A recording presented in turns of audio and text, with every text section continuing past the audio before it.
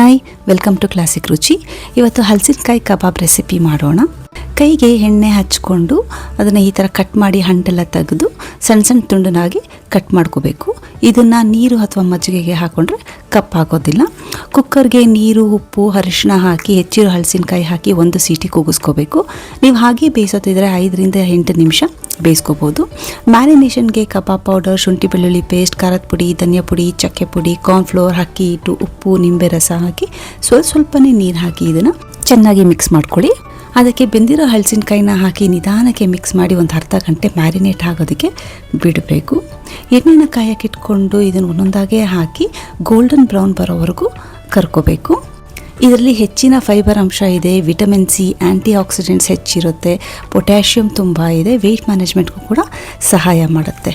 So ಈಗ ರುಚಿಯಾದ ಹಲಸಿನಕಾಯಿ kebab ready ಇದೆ. ನೀವು ಒಂದ್ಸಲ ಟ್ರೈ ಮಾಡಿ. Thank you.